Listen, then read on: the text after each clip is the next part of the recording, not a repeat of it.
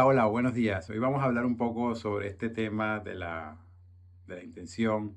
Vamos a dar un ejemplo práctico sobre la intención, la motivación personal de cada jugador y cómo afecta esto a su juego.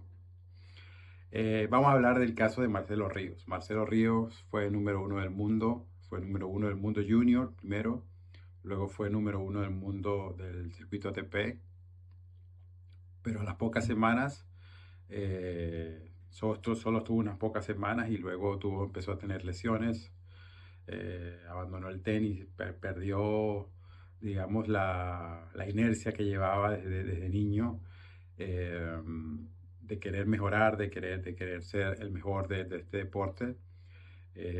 Digamos que perdió esa llama, se apagó esa llama. Y es un caso muy práctico y muy bueno de atender, porque esto nos habla mucho de la motivación del jugador. Os explico por qué.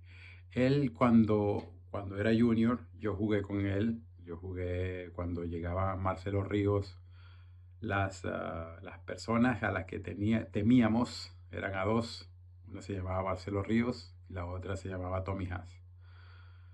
Cuando aparecían ellos en el cuadro ya todo el mundo empezaba a temblar, digamos de alguna forma ellos ejercían una autoridad en el circuito cuando éramos junior. Em, ¿Qué pasa? Que Marcelo Ríos fue el mejor, fue el número uno de la categoría de junior, eh, pero su motivación viene dada por una amenaza. ¿A qué me refiero con esto?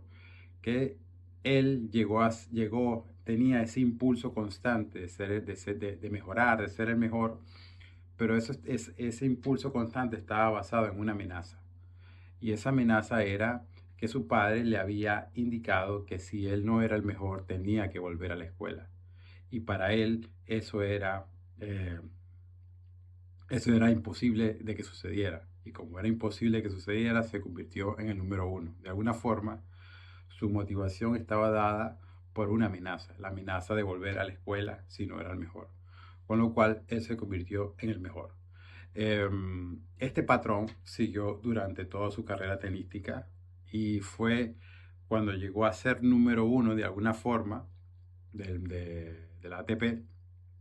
Él dejó, él se le acabó la motivación, se acabó el sentido de jugar al tenis. Recordemos que su sentido siempre fue de alguna forma una amenaza, y cuando él se convierte en el número uno del mundo, esa amenaza deja de ser factible, deja de tener coherencia. Y cuando esto sucede, es que él empieza a tener lesiones, su cuerpo empieza a tener lesiones 2 o 3 semanas después que se hace número uno del mundo, y también pierde la inercia, se apaga la llama esa de ser el mejor. Y creo que esto viene dado por eso, viene dado por esa narrativa que había tenido desde niño, de que si no era el mejor, volvería a la escuela. Naturalmente, que cuando ya era profesional, él no iba a volver a la escuela, pero en su cabeza, en su forma de pensarse, en su intención, en su motivación, estaba eso presente. Y esto se pone en evidencia cuando se hace número uno del mundo, y a las pocas semanas abandona el tenis. De alguna forma le dice a su agente que no quiere jugar más al tenis. Y esto tiene mucho que ver con esa línea principal narrativa que tiene durante toda su vida, que es esa amenaza de su padre de volver a la escuela. Entonces, esa amenaza se hizo constante, fue, digamos, su intención. Por eso es importante comprender por qué el jugador de tenis está en una pista de tenis, qué es lo que quiere del tenis. Eh, Naturalmente, lo que quería Marcelo Ríos era ser el número uno, ser el mejor del mundo, pero ser el mejor del mundo porque no quería ir a otro, no quería que la amenaza se cumpliera. Sin embargo, nosotros como jugadores, si no conocemos ese por qué, siempre estaremos divagando en esa situación y no entenderemos por qué los resultados no se dan porque no entendemos nuestro porqué. Por eso es importante entender cuál es nuestra intención, cuál es nuestro porqué y cuál es nuestra motivación en el tenis. Porque cuando sabemos eso, cuando sabemos esa línea narrativa del porqué de nuestra motivación y de nuestra intención, nuestro juego naturalmente que empieza a tener una coherencia, y esa coherencia es lo que nos da continuidad, nos da seguridad y nos da em, nos focaliza en lo que realmente es importante.